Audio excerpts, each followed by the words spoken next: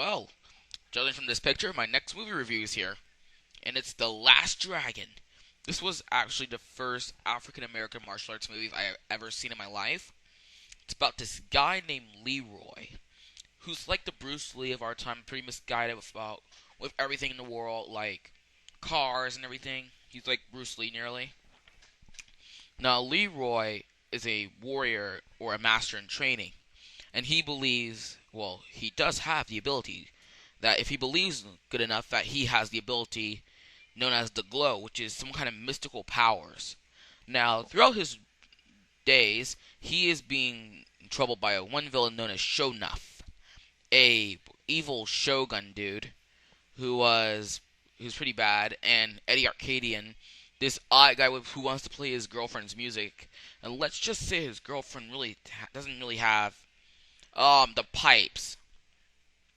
Well, all in all, this movie is pretty good, and the Bruce Lee references to a lot of it. There are Bruce Lee references like the martial arts, the karate, the Tower of Death costume, like you've seen Uma Thurman wear in Kill Bill. But I'm gonna try to talk about some of the characters in detail.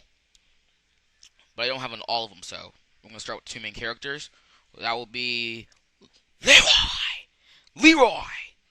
Yeah, try to say it like Shonuff. He's basically the master character, and judging from the picture, he has the glow. Now, it really takes him a long time to get the glow in the movie.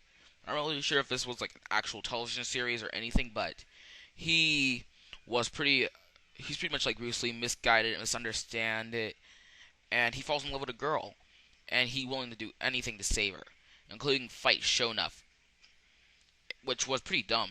Well, on my part, if I know martial arts, yes I do, but I can't kick Shonuff's butt. Why? That guy has the glow. He'll knock me the next week apparently. But anywho, also Leroy lives with a family in a pizza parlor. It's pretty funny because a guy who's like a Bruce Lee, you expect him to be like in some area where they go train for martial arts. He actually works at a pizza palace, which is pretty awesome for a main character to work at. I'm a pizza dude, and in my spare, I'm a martial artist at heart, but in my spare time, I'm a pizza guy. Yeah, and if somebody gives him beef about the pizzas, he beats him up. No, I'm kidding. He uses his powers only for good and not evil. And the cool part about this movie was he was able to catch a bullet in his mouth. A bullet! A bullet, people! A bullet in his mouth! Now that's some epicness. That's some epic stuff. Okay. The next guy is the main villain, and I'm going to actually do his quote straight from the movie. But I'm going to have to answer using the goons. I'm going to do the goons too. And he is Shonuff. Who's the prettiest Shonuff? Who is the baddest mofo in all the town? Shonuff. This guy has the glow, or he masters the glow, and basically can threaten people with it. This guy is really odd and violent, and he dresses really weirdly. But this guy really knows how to fight. Well, except he bit this one guy's ankle in one of the scenes. He's like, "You're never gonna use this foot again, so I'm gonna bite it." But it was pretty stupid idea for him to bite his leg.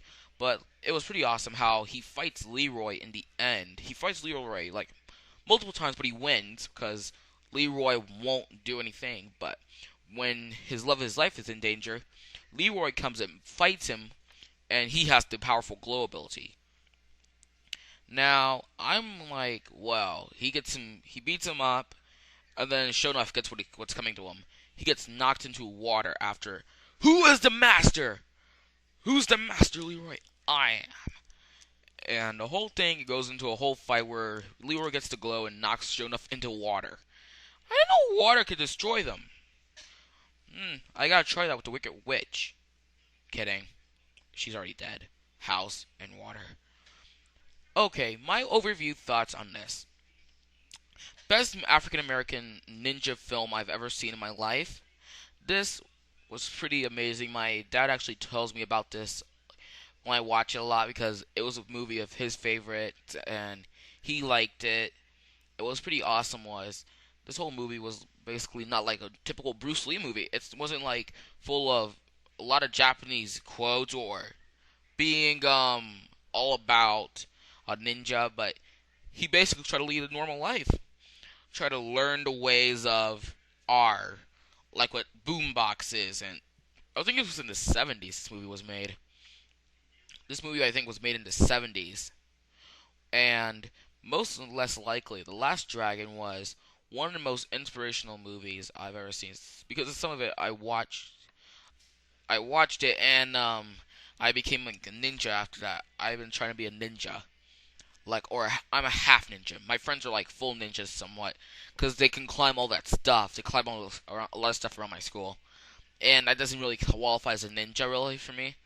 To me, a ninja has to know how to be stealthy, know how to fight, how to use weapons and everything. And this guy is like Bruce Lee's black brother, because this guy had the moves. Okay, no chemicals needed. He was just martial arts, nunchucks, and everything. He actually mastered the nunchuck stuff.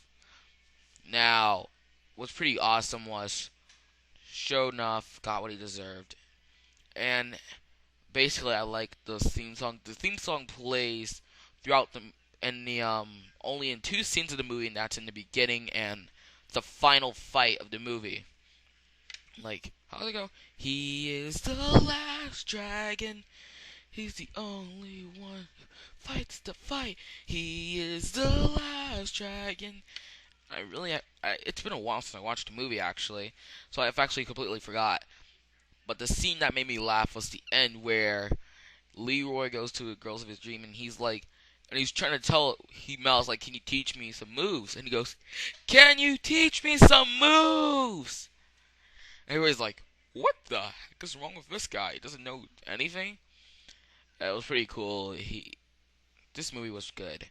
Now, I have to rate it as, now this movie was made in the 70s or 80s or 90s, whatever time period, whatever it came from that time period, must have been pretty good if this guy was in it. As a movie, I give it a 8 out of 10. Pretty good, not that bad. As for action, though, this is on a whole nother scale. You see, on a scale to 1 to over 9,000, he is on the Bruce Lee Master scale, which means he is the Bruce Lee Master that surpasses all other action lists possible. I was gonna say Steven Seagal because nobody touches a guy for a 2 hour movie. Dane Cook reference, I think. But all in all, this was a Bruce Lee fantastic film, and if Bruce Lee was still alive today to actually see this, he would be so proud. So proud. So this is me, Knight Rider 7602, signing out. See you next time. Ignore the phone.